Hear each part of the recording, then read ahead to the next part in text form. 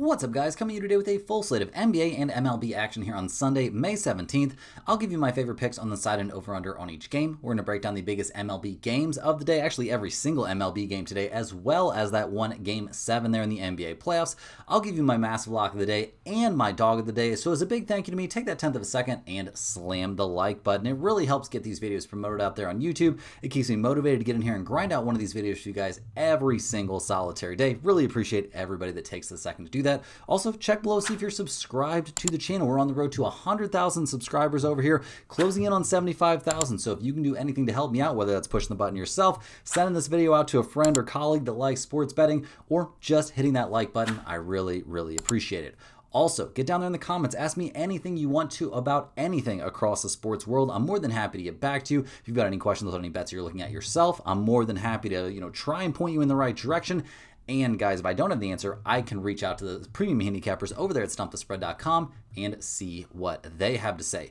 Make sure you're checking the pinned comment. That's the top comment below the video. That's where you'll find my favorite picks from every single video. You'll also find a link to stumpthespread.com so you can check out all of their free picks today as well. You can get on their free email newsletter and you can check out their premium stuff. But mostly important, guys, in that pinned comment, you'll find my massive lock of the day and my dog of the day. In terms of a recap for what we had go on a relatively busy Saturday out there across the sports world, we had the Cardinals at -115, so a nice little start for us there. A 4-2 win for St. Louis behind some very solid pitching, 3 decent bullpen innings as well. The Cardinals not going nuts at the plate necessarily, but getting the job done there in the end.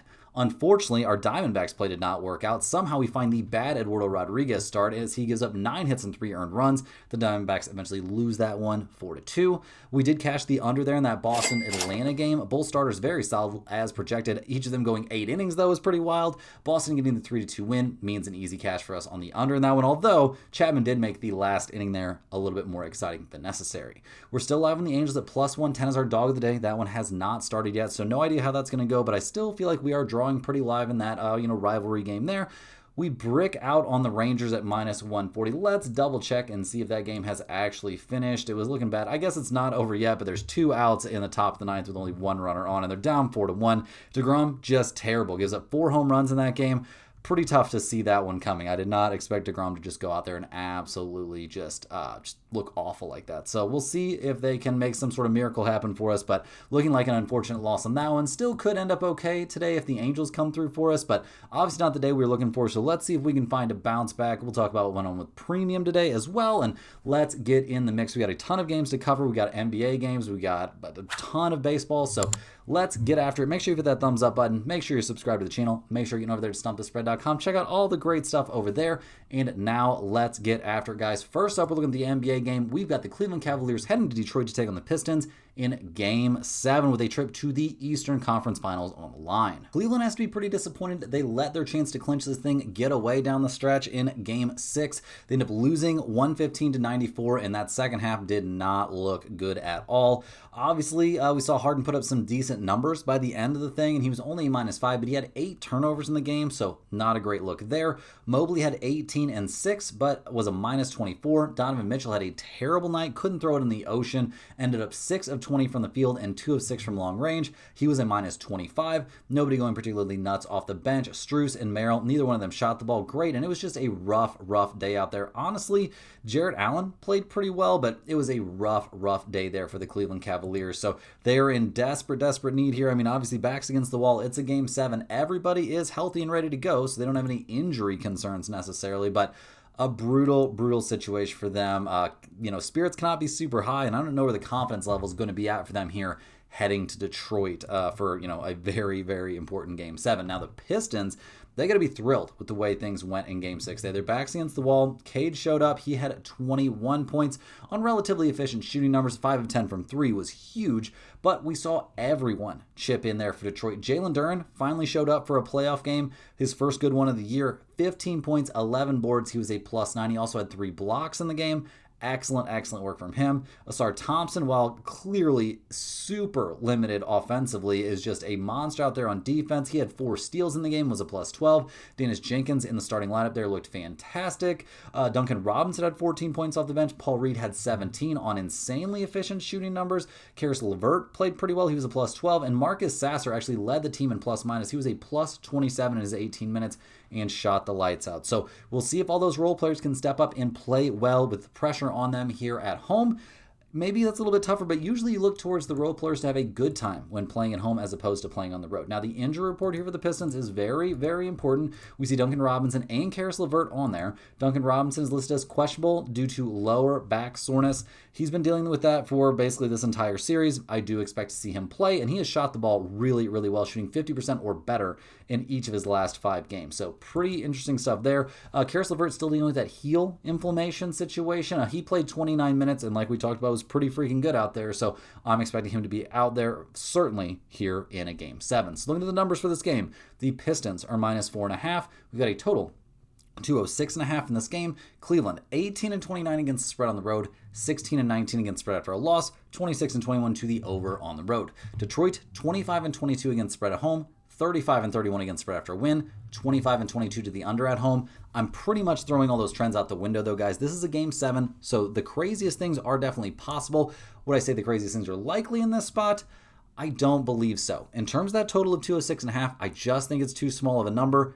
Definitely give me the over. I think we see plenty of offense in this game. We haven't seen a game in this series go that low scoring. I mean, I guess, what was that? Game 5 did go into overtime, but I still don't think we're going to see a game that low scoring, even with the pressure on big time in a game 7. In terms of a side, give me the Detroit Pistons here playing at home. Home court, I think, is going to come up big here in this game 7. I do not trust James Harden to play even decent in a huge pressure spot like this, and I'm only basing that on basically the entire history of his playoff struggles. So definitely give me the Pistons here at minus 4.5. I think Cade and company will come up big here at home. Hey guys, before we jump in and break down the full MLB slate, we got to take a second and shout out the sponsor today in every day's video, and that is StumpTheSpread.com. You can click the link in the description or in the pinned comment to go over there, where you will also find their free picks, 0 charge there for the picks under the free picks tab, and those come straight from the premium handicappers, so definitely check those out. It's a great way to sample what it would be like to be a premium member, but you also got to get over there and check out the premium picks, guys. Now, maybe a little bit of a tough day here on Saturday. That's definitely a possibility, but a huge UFC slate still to go, so who knows how I don't know how that's going. I don't follow the UFC stuff very close. Get on that email newsletter, guys, if you want to see how the UFC stuff did. I just don't even know hardly how that kind of stuff works. Never got into UFC myself. Right now is a great time to get in the mix as a premium member, though, guys. Daily MLB, NBA, NHL, and UFC picks are coming there on StumpTheSpread.com for all of our premium members. You got to get in the mix. There's a ton of work going into those picks every single solitary day, expecting, well, if it's even a losing day here, we'll see what happens with Seattle and New York down the stretch. It could end up being a winning day. We'll see what happens, but it's a great time to get in the mix as a premium member over there at StumpTheSpread.com. But like I was saying, you got to check out all of the free stuff as well. There are free picks every day under the free picks tab, and you should certainly get on that free email newsletter. It's a great way to keep up with the results the premium picks are having, but it's also a treasure trove of great sports betting info. They break down all the horse races. I know there's a big breakdown on the Preakness Stakes on there. There's huge write-ups every single week on the golf stuff. I know we've got some big plays possible there down the stretch in the whichever PGA tournament one of the majors is going on this weekend, I believe, and just a treasure trove of great info. Not just the main sports, guys, which are covered for sure, but all the niche sports get tons and tons of love in that email as well. And it's really easy to sign up for the email list. They just need your name and your email address over there at StumpTheSpread.com to set up a free account, and that's how you get those emails. If you're having trouble getting them, definitely check your spam folder.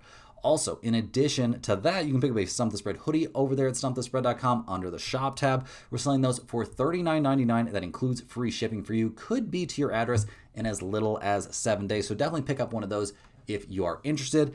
And guys, if you're a massive fan of what you're seeing from me here every single day, click that little join button right below the video to sign up for a YouTube channel membership. YouTube channel members get early access to all of our videos. They get their name up on screen in every single video, but maybe more importantly, they get access to our members-only giveaways. We give away a Stump the Spread hoodie here every single Monday and every single Thursday. The more members we get, the more giveaways we're going to do. Absolutely love doing those giveaways. We put the name of every single YouTube channel member on a big wheel. We spin that wheel live on the video. Whoever lands on gets a Stump the Spread hoodie of their size mailed straight to their address of choice. So love doing those giveaways here, twice a week. It's been very, very cool. But now, guys, we got to get back after it. Make sure you hit that thumbs up button. Make sure you subscribe to the channel. Make sure you're getting over there to stumpthespread.com. Check out all the great info over there. And now let's go ahead and dive back in. We've got a full slate of MLB action to cover here on a very, very busy Sunday. So let's go ahead and get after it. First up, we're looking at the Miami Marlins as they head to Tampa Bay to take on the Rays. Absolutely insane game from these two teams in Game 2, with the Marlins coming up with a 10-5 win with 8 runs scored in the 10th inning. Bonkers stuff. They're going to try and keep things rolling here as they hand the ball to Yuri Perez, who has not had a great season. This 23-year-old righty is 2-5 on the year, a 4.94 ERA. His last start, 6 innings, 3 hits, 3 earned runs allowed there against the Twins. The Marlins are 0-4 in his last 4 starts. He hasn't been terrible, but definitely has not been great over that span. We'll see what he can do here against Tampa Bay. Definitely a bounce back spot for the Rays. They've got to be pretty tilted with how things went there on Saturday. Now, the bullpen for Miami has been top 5 in the majors basically all year long, so that's been a big strength for this team. The offense coming off a 10-run game, I'm sure feels great. They're 19th in the majors in runs scored, 23rd in slugging percentage, and before that game had not been hitting the ball particularly well, so we'll see what they can do in this matchup. Now, Tampa Bay, like I said, probably got to be super tilted with how things went down in Game 2. They're going to try and bounce back by handing the ball to Drew Rasmussen, who's 3-1 on the year, a 3.16 ERA. My red-bearded brother out there is coming off 6 innings, 4 hits, 3 earned runs allowed against Toronto in an 8-5 win. His start for that was against Toronto as well and was very, very similar. He's had primarily good outings this season, has not faced the Marlins, obviously, but has really, really looked good, even against some very, very good teams. So we'll see what he comes up with in this one. I'm expecting good stuff. I'm also expecting a bit of a bounce back there from that Tampa Bay bullpen, which has not been elite this season, but has generally been heading in the right direction. Obviously, Saturday's game notwithstanding. The offense has put together pretty good numbers. 12th in runs scored, 3rd in batting average, 5th in on-base percentage, 19th in slugging percentage. It's not a huge, power team, but still a team that's going to get you on the board every single day. So looking at the numbers for this one, guys. The Marlins are plus 130. The Rays are minus 150. We've got totals out there of 7 or 7.5. Miami is 6-13 on the road, 13-4-2 to the over on the road. Tampa Bay's 15-4, or maybe it's 15-5 now at home, 10-7-2 to the under at home. I think this is a great bounce back spot here for the Rays. I think Rasmussen's going to have a very good outing in here against the Marlins. Give me Tampa Bay here playing at home. I think they get right in this one. Rolling right along, guys, we got the Baltimore Orioles heading to Washington to take on the Nationals. The Orioles are 20-26 on the season. They lost Game 2 of this series 13-3 after losing Game 1 3-2. They're in desperate need of a win at this point. We'll see what they can put together here as they hand the ball to Brandon Young, who's 3-1 this season, a 4.15 ERA. Most of that was all due to one terrible day there against Houston. His last 2 starts, 5 1/3 innings, 3 hits, 2 earned runs against the Yankees, 6 innings, 4 hits, 3 runs against Miami. Definitely not too bad there. We'll see what he can do against Washington. Not an easy team to face, but he's looked pretty good out there. The bullpen for Baltimore this year, though, has not been great. Definitely in the bottom half of the majors there. The offense has not been nearly as good as projected. 13th in runs scored, but 25th in batting average and 20th in on-base percentage. Leaves an awful lot of room for improvement. So we'll see what they can do here on the road against the Nationals, who have now won 4 of their last 5. Miles Mikolas will get the start for them in this game. He's 1-3 on the season, a 7.00 ERA, coming off another mediocre start. I don't have a lot of great things to say about Mikolas. Now, somehow the Nationals are 4-1 in his last 4 starts, but he's not going deep in games. Hasn't gone deeper than 4. Well, I guess he went 5 1/3 in that one start there against the Twins, but that was a blowout. He just doesn't last very long in these games and isn't great while he's out there. The bullpen behind him has been pretty bad this season, a 4.74 bullpen ERA and over 200 hits allowed. Not a good look. What has really powered this team to success this year has been their offense. CJ Abrams, James Wood, both hitting the ball incredibly well. They're 2nd in the majors in runs scored. They're 6th in slugging percentage, 14th in batting average. They've scored 13, 3, 1, 8, 10, 2, and 7 over their last few games. Look at the numbers for this one, guys. The Orioles are minus 130. The Nationals are plus 110. We've got totals out there of 10.5 or 10. Baltimore's 8-13 on the road, 14-7 to the over on the road. Washington is 7-13 at home, 13-6-1 to the over at home. I'll look at over 10 for sure in this game. I think we'll see a good amount of offense out there, and getting above double digits does not seem impossible to me at all. In terms of a side, I'm not going to be backing Mikolas in this spot, especially with Baltimore probably desperate for a win. So give me the Orioles at minus 130, but I think the best play in this game is just take the over. Next up, guys, we're going to the Boston Red Sox heading to Atlanta to take on the Braves. The Red Sox come into this game fresh off that 3-2 win in Game 3-2. They lost game 1 3-2, so we'll see what they can do here in the third game of the series. They're going to hand the ball in this one to someone. Unfortunately, we don't know who yet. That's not a great look, although if it does end up being a bullpen start for the Red Sox, that pen has been excellent. Top 4, top 5 in the majors all season long. So we'll have to stay tuned for more information on that. The offense, not great. They've scored 3-2, 1, 3, 1, and 1 over their last several games. They're 27th in runs scored and 29th in slugging percentage, so certainly not a team you can trust nearly as far as you could throw them, in theory, at the plate. Now, the Braves, they come into this game 31-15 on the season. Going 1-2 over their last 3 games isn't great, but also isn't something that's very normal for this team. Grant Holmes will get the start for them here. He's 2-1 on the season, a 4.35 ERA, coming off an excellent start there against the Cubs. 4 innings, 1 hit, 2 earned runs allowed, walked 4 and struck out 5, and what was eventually a 5-2 win there for Atlanta. The Braves are 4-0 in his last 4 starts. One of them wasn't great. He did struggle there in Colorado, but in general, he's thrown the ball very well this season. We'll see what he does here against Boston, but I'm expecting good stuff from him. I'm expecting excellent stuff from that Braves bullpen. They've been one of the best bullpens in the majors this year, and the offense has really, almost unarguably at this point, been the best offense in the MLB. They're first in runs scored. They're first in batting average. They are first in slugging percentage. They're killing it right now. Maybe not the last 3 games, though, so maybe a bit of a breakout spot here. We'll see. Look at the numbers for this game, and they're very early projected numbers, so we'll see how much this changes. The Red Sox are plus 144. The Braves are minus 186. We've got a total that is not even listed yet. Boston's 10-12 on the road, 14-8 to the over on the road. Atlanta's 15-7 at home, 15-5-2 to the under at home. So yeah, this is going to have to be mostly a wait-and-see spot for us. I do think the Braves will probably be in good shape in this game. I would love to know who's actually starting it for the Red Sox, though, and, who knows, maybe we could get involved in an under as well. Next up, guys, we've got one of the best pitchers duels on this slate. We're looking at the Philadelphia Phillies heading to Pittsburgh to take on the Pirates. The Phillies, they are coming off a 6-0 win in Game 2 of this series. Sanchez striking out 13 in that one. Absolutely nuts. They'll hand the ball in this game to Zach Wheeler, who's 2-0 on the year, a 2.55 ERA. He's fresh off 7 1/3 innings, 6 hits, 1 run allowed there against Boston. That was a 2-1 win for the Phillies, and the Phillies are 4-0 with Wheeler on the mound this season. He's been excellent, no doubt about it. We'll see what he can do in this matchup. The Phillies bullpen has also looked okay. A 3.85 bullpen ERA is definitely big steps in the right direction, especially compared to what we were seeing earlier in the year. And the offense is killing it. 17 runs scored over the first 2 games of this series, and over the course of the season, while it hasn't been great, they're definitely headed in the right direction. Schwarber, obviously killing it with 20 home runs at this point. So we'll see what they do here on the road against the Pirates, who, after 2 straight losses, have to be relieved to hand the ball to Paul Skeens. He's 6-2 this season, a 1.98 ERA. His last 2 starts, he's going 8 innings in each of them and giving up no runs in each of them. Struck out 10 and 7 respectively.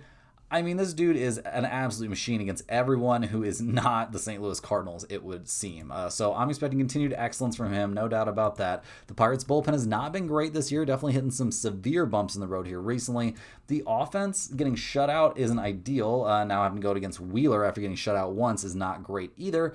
They're 4th in runs scored, though, and 6th in batting average. So they have not been bad this season. We'll see what they can put together in this game. The Phillies are plus 115. The Pirates are minus 135. We've got a total of 7 in this game. The Phillies are 10-11 on the road, 11-9-1 to the under on the road. The Pirates are 13-11 at home, 16-8 to the over at home. I could wrap my head around a no-run first inning in this game for sure. No problem there with Wheeler and Skeens on the mound. In terms of a side or a total, maybe under 7 could be a reality in this game. And in terms of a side, I'll take a slight lean towards the Pirates with Skeens out there on the mound in desperation mode. This one is a little bit tough for me. I think those underplays are probably the way to go at this point. Next up, we got the Cincinnati Reds heading to Cleveland to take on the Guardians. The Reds are 24-22 on the season, coming off a 7-4 loss in Game 2 of this series, and they're going to hand the ball to Brady Singer. He has not had a great year. He's 2-3, a 5.79 ERA. His last start only lasted 3 2/3 innings, got kind of knocked around there by the Nationals.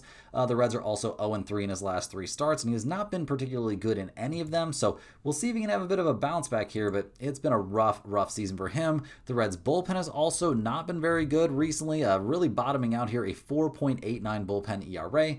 The offense has also disappeared a little bit. I guess not terrible. 4-7-15, 7, 4, and 5 over their last few games. So I guess I take all of that back. The offense has been okay. They're still 11th in runs scored. Their team batting average is very low, but the slugging percentage is good. Ellie De La Cruz hitting the ball well. Sal Stewart's had a good season. So we'll see what they can come up with here against the Guardians, who at 25 and 22 on the year are in first place in the AL Central. They've won 4 out of their last 5 games, and Gavin Williams gets the start for him in this one. He's 5 and 3 on the season, a 3.74 ERA. His last 2 outings, though, have not been good. He gave up 5 earned runs on 8 hits against the Royals. He gave up 5 earned runs on 10 hits against the Twins. Both of those starts were losses for the Guardians, so not a good sign here taking on the Reds.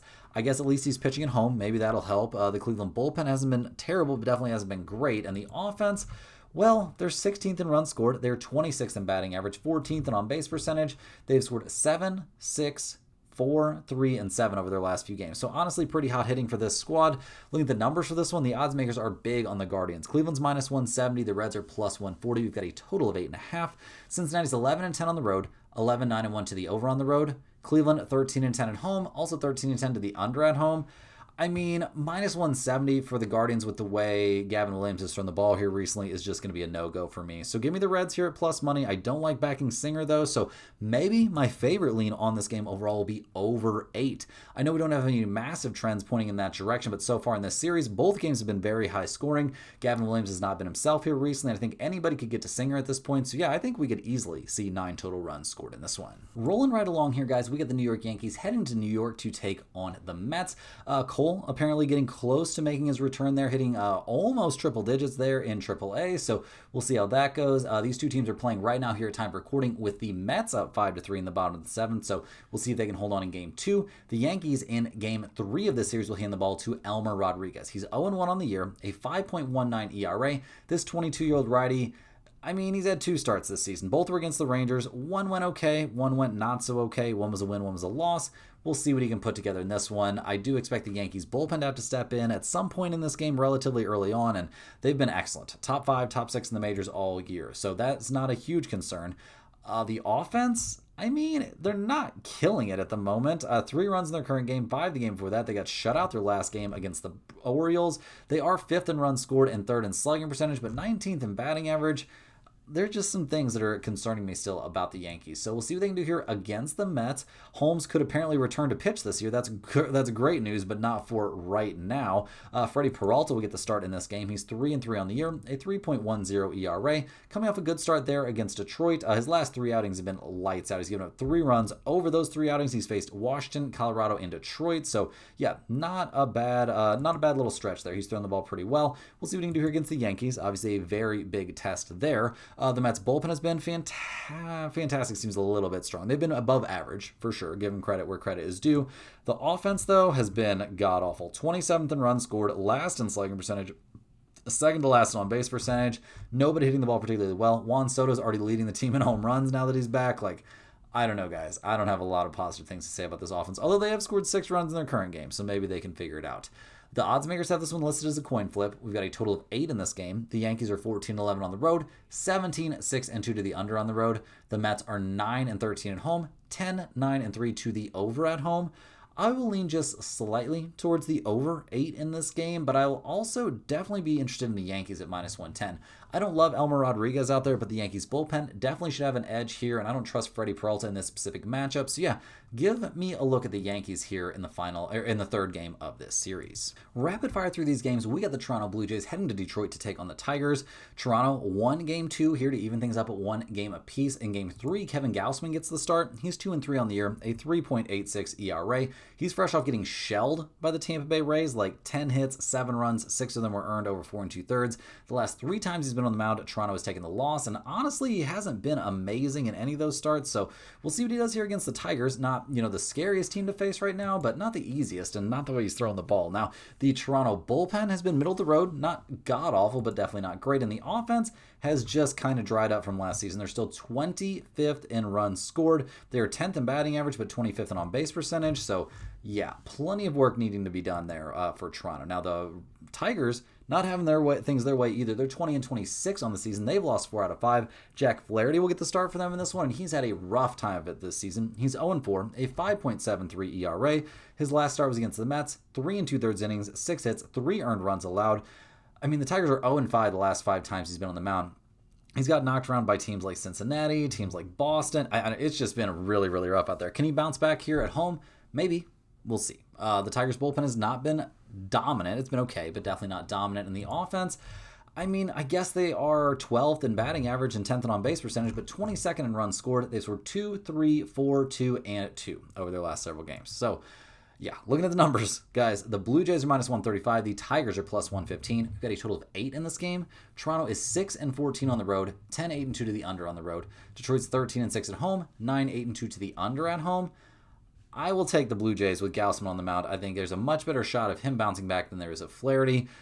The total in this one, I don't really see a whole lot to go off of. I mean, this series has been low scoring so far. Maybe you could lean towards the under, but I definitely think the Blue Jays are the way you want to go. Rolling right along, we get the Chicago Cubs heading to Chicago to take on the White Sox in that rivalry series still going on. Now, the Cubs managed to take the 8-3 loss in Game 2 of this series, and in Game 3, they're going to hand the ball to Colin Ray. He's 4-2 this season, a 4.68 ERA. He's had a couple rough starts. He's usually really good or really mediocre. And starting against Atlanta or the Dodgers, I'll cut you some slack for that. He's had good starts against the Reds, the Diamondbacks, so he's in a bounce-back situation after a bad start there in Atlanta. We'll see what he can do here against the White Sox. The bullpen for the Cubs this year has been in the top half of the majors all season long, but definitely not one of the best bullpens in the league. The offense coming up in a game where they only scored 3. I don't know, guys. It's been a little bit of a rough patch. I mean, this team is third in runs scored and first on base percentage, but they've scored 3, 10, 2, 1, 2, 0, and 0 over their last few games. That's not great. So we'll see what they can get done here against the White Sox, who at 23-22 on the season are only a single game back there in the AL Central. Eric Fetty is going to get the start for them. He's 0-4 on the year, a 3.77 ERA, but he's had some good outings in there for sure. His last time on the mound, 5 innings, 6 hits, 2 earned runs allowed there against Kansas City. Not awful. He's given up 2, 4, 2, 1, and 3 earned runs over his last 5 starts. Give him a little bit of credit. Now he's taking on a slumping Cubs team, so we'll see what he can do in this one. The White Sox bullpen, not great. Not the worst they've ever been, but they're bottom, 6 or bottom 7 in the majors, so not ideal. The offense coming in with 8 runs there in Game 2, a very good look. This is actually an average to slightly above average offensive team this year. They're 8th in slugging percentage, 15th in runs scored, 11th in on-base percentage, so yeah, you actually have to pay attention now when you're pitching to the White Sox. So looking at the numbers for this game, the Cubs are minus 145, the White Sox are plus 120, a total of 8.5 in this game. The Cubs are 11-11 on the road, 12-9-1 to the over on the road. The White Sox are 12-10 at home, 12-10 to the over at home. With both teams showing trends towards the over and high scoring so far in this series, I don't mind over 8.5 in this spot at all. If you're looking for a side, though, I'll definitely take the Cubs at minus 145. I think we see Colin Ray have a good outing out there. I do not trust the White Sox pitching situation at all, and at some point, this Cubs offense is going to snap out of it. I think this could be it. So definitely give me the Cubs here at minus 145. Good fire through these games. We're looking at the Milwaukee Brewers heading to Minnesota to take on the Twins. The Brewers come into this game fresh off a 2-1 win in Game 2. This has been a very close, very low scoring series so far. In Game 3, they'll hand the ball to Brandon Sproat, who's 1-2 this year, a 5.75 ERA. He got knocked around a little bit by the Padres his last time out, but it wasn't awful. He also struggled against the Diamondbacks, but has had good outings against teams like Detroit, Toronto, and St. Louis, so I'm going to give the kid some credit. We'll see what he can do here against a team like Minnesota. Maybe not the scariest team at the plate, but definitely not nothing. The offense, the bullpen, honestly, for Milwaukee has been pretty good. Top 6, top 8, something like that. Very, very reasonable this season. We'll see if they can keep that going. The offense, 2, 3, 7, 1, 6, and 4 over their last 5 or 6 games now. They're top 10. They're a top 10 offense. There's no way around it. They're 8th in runs scored, 9th in batting average, 4th in on-base percentage, and they've been doing this all year, so we'll see if they can keep it rolling, see if they can come with a little bit better effort here against Bailey Ober and the Twins. Now, the Twins at 20-26 on the year are not having a good time. Bailey Ober will get the start for them in this game. He's 4-2 this season, a 3.46 ERA. He's coming off a complete game effort there against the Marlins. 9 innings, 2 hits, 7 strikeouts, no runs allowed, and a 3-0 win. That is very, very impressive. We'll see what he looks like the game after that, though, because the game after you go super deep can be a little bit tough. He hasn't had any appearances this year where he's gone farther than, 6 1/3 innings, so we'll see what he can put together in this one. We'll see. Might be a little bit sketch. The bullpen for the Twins has been terrible this year, so if he does have to go out early, that's a big problem because the bullpen has been so bad. The offense, looking terrible recently. At least in this series. They did have a good series there against Miami. Buxton's having a great year. They are top 7 in runs scored, but 18th in batting average and 18th in slugging percentage. I feel like paints a more accurate picture of where this team is at overall. So looking at the numbers for this one, guys, and keep in mind these are extremely early reported numbers. We've got the Brewers at -113, the Twins at +108, and we've got a total of 7.5. Milwaukee is 10-8 on the road, 9-8-1 to the under on the road. Minnesota 12-12 at home, 13-8-3 to the over at home. I'm going to lean a bit towards the Brewers here at -113. I don't trust Ober coming off such an extended start. I would also maybe lean slightly towards over in this game, but I don't love that given what's going on in this series, so definitely give me a look here at Milwaukee. Rolling right along, guys, we got the Texas Rangers heading to Houston to take on the Astros. The Rangers let us down big time yesterday, losing 4-1 in Game 2 despite DeGrom being on the mound. He was really the problem, though. He was terrible. They're going to try and bounce back, handing the ball to Nathan Eovaldi. He's 4-4 on the year, a 4.15 ERA. Apparently, he's going to be fine for this one, dealing with that side issue. He threw a bullpen session without any issues there on Wednesday, so he should be fine. His last time on the mound, I mean, he was great. 8 innings, 3 hits, 1 run allowed there against the Yankees in a 6-1 win. Really shut the Yankees down over 2 starts here recently, so I'm expecting pretty good stuff from him, even against a hard-hitting team like the Astros. The Rangers' bullpen has been one of the best bullpens in the major leagues this season, so that's been a big plus, but the problem is this team can't hit the broadside of a barn. They're 29th in runs scored. They are 24th in on-base percentage. They've scored 1 run over the first 2 games of the series. It's not looking good. So we'll see what they do here against the Astros, who at 19-28 this season need every single win they can possibly come up with. They'll hand the ball to Peter Lambert, who is 2-3 on the year, a 2.76 ERA. His last start was against the Mariners, 7 innings, 6 hits, 3 earned runs allowed. Going deep into games is a huge, huge deal here when you're pitching for the Astros because their bullpen has been the worst in the majors. So if you can hang in there, you can stay into the game for a long time, you can really help put your team in a good position. Offensively, Houston's been excellent. Alvarez has had an amazing season. They're top 10 in runs scored, 8th in on-base percentage, 4th in batting average, 4th in slugging percentage. They can definitely swing it. So looking at the numbers for this game, guys, the Rangers are -108. The Astros are +104. We've got a total of 8 in this game. The Rangers are 10-13 on the road, 13-9-1 to the over on the road. Houston's 11-13 at home, 16-8 to the over at home. I don't think we're looking at an over situation in this game, guys, though. I will be looking at under 8. If Eovaldi really is healthy like it looks like he is, they should be in excellent, excellent shape. So I definitely think it's a good spot to back the under. If you're begging me for a side, I might lean just slightly towards the Astros simply because the Rangers are slumping so hard right now, but I think the under is actually the better play. Next up, we're looking at Game 3 of this series there in St. Louis between the Royals and the Cardinals. Now, the Royals have now lost 6 in a row, including the first 2 of this series, and they're going to hand the ball to Steven Kolek, who's 1-0 this year, a 6.75 ERA. He's made 2 starts. Did okay there against Cleveland, but his last time around he got knocked around aggressively there by the White Sox. So yeah, not a great look for him having to go on the road again and then take on a very solid offensive team. The Royals bullpen has been atrocious, one of the worst 4 or 5 bullpens in the majors for most of the season, although maybe some steps are being made in the right direction. The big problem with this team is they can't hit the ball. They scored 2, 4, 2, 6, or 2, 4, 2, 5, 5, and 3 over their last few games. Bobby Witt Jr. is on a tear, but they're still 23rd in the majors in runs scored and 18th in on-base percentage. Their offense has been a problem this year, so we'll see what they can do here against the Cardinals, who have now won 4 out of their last 5. They're 27-18 on the year, and they're going to hand the ball to Andre Pallante. He's 4-3 this season, a 4.46 ERA. He's coming off a mediocre start against the Athletics, 5 innings, 4 hits, 3 earned runs allowed. That was in Sacramento, so kind of a tough place to pitch. He wasn't great in that start, but we'll see what he can do here against the generally light-hitting Royals.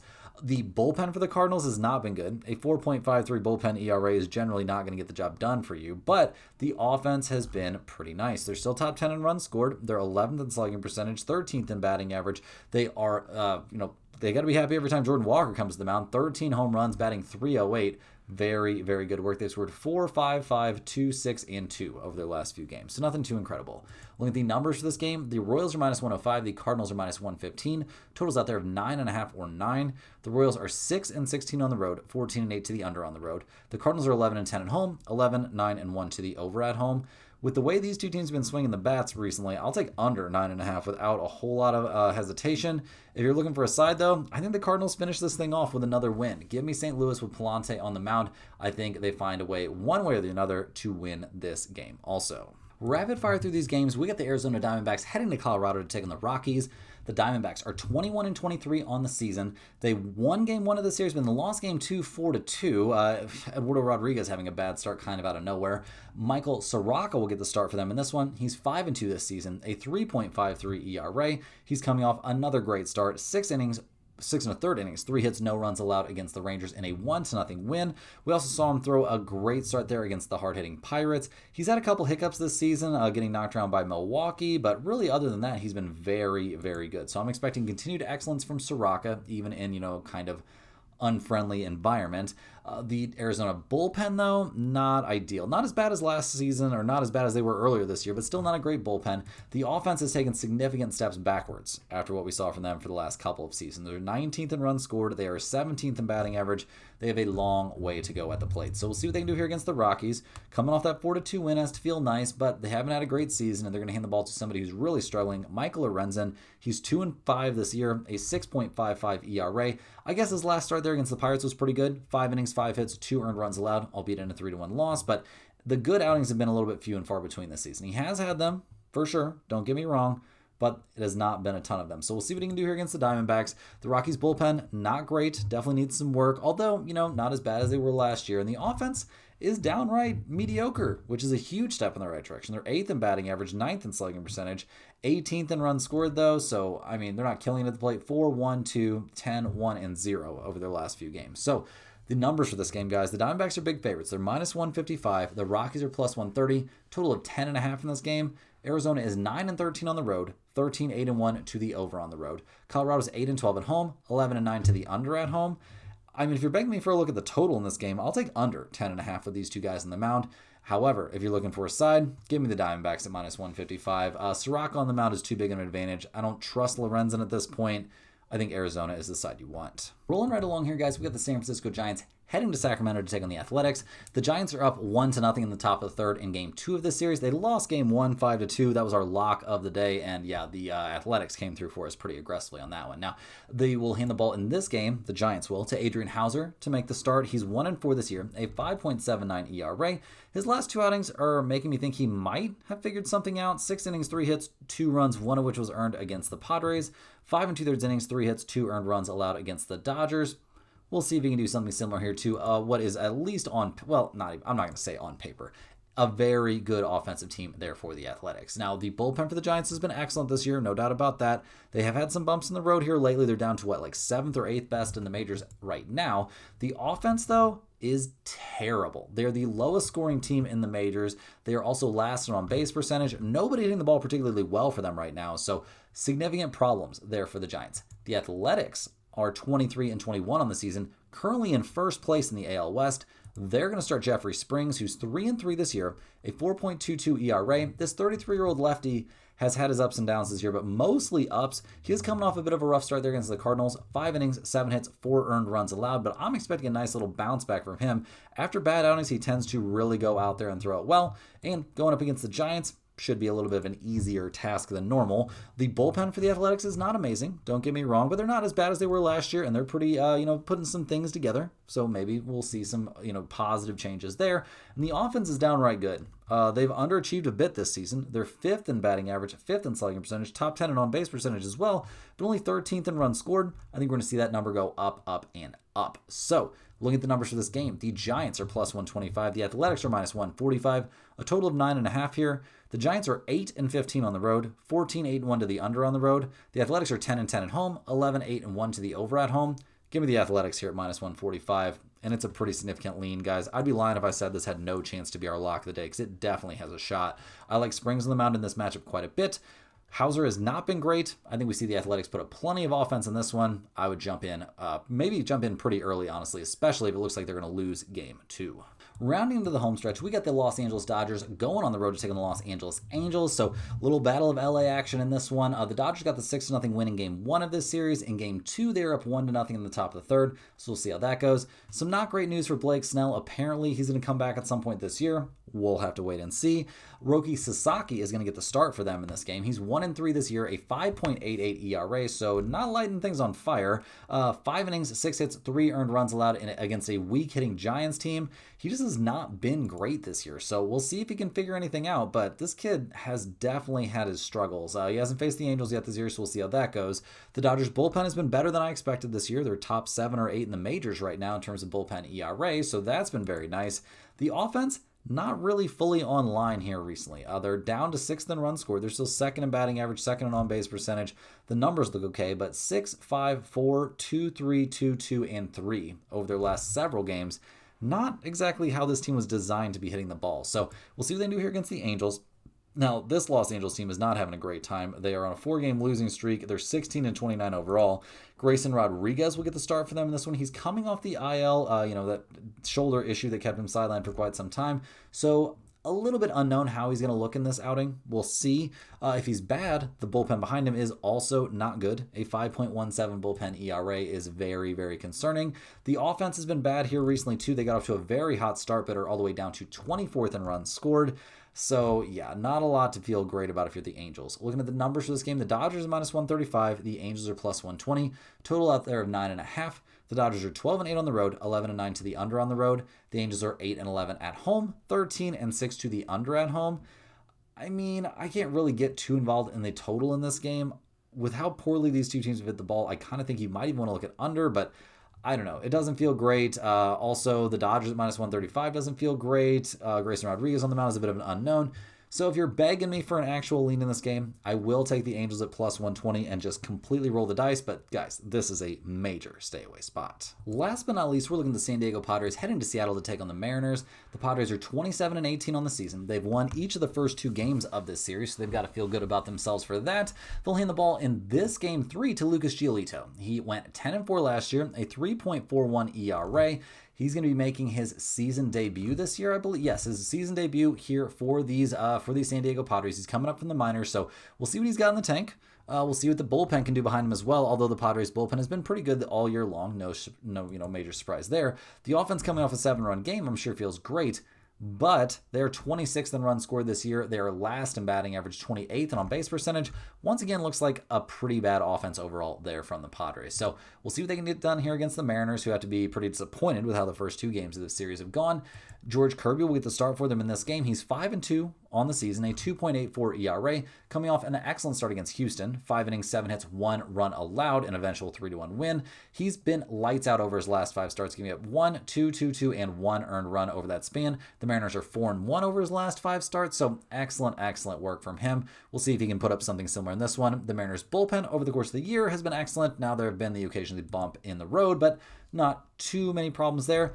The offense has been a big struggling point here for these Mariners, guys. They're 17th in runs scored. They're 23rd in batting average. They've scored 4-0-8, 3-10, and 3 over their last few games. I mean, we'll see what they can put together in this one against Giolito. The Padres are plus 130. The Mariners minus 150. We've got a total of 7.5 out there. The Padres are 12-7 on the road, 12-7 to the under on the road. The Mariners are 12-12 at home. They're also a 500 over-under team at home. With Kirby on the mound, I'll definitely take the Mariners here at home. Minus 150 is not a price tag that I am thrilled about, don't get me wrong, but I do think this is a spot they can find a way to get the job done, especially with Kirby on the mound against what looks to be a pretty weak offense. Guys, that's all the games we have here for today on a very, very busy Sunday. Make sure you hit that like button. Hopefully that'll bring you good luck on all of your plays today, and it'll definitely help me get these videos promoted out there, so I appreciate everybody that does that. Subscribe to the channel if you're new around here. Big shout out to everybody that's been getting in the mix as new subscribers, or big shout out to the old subscribers as well. Let me know in the comments any questions you have on today's slate. I'm more than happy to get back to you, and I appreciate every single one of you for watching these videos. Click the link in the description to check out stumpthespread.com and all the great stuff over there. Their free picks, their free email newsletter, both of those are great resources, and you certainly want to check in on those premium picks as well. And we'll see you right back here again tomorrow, guys. Same time, same place for more sports betting action.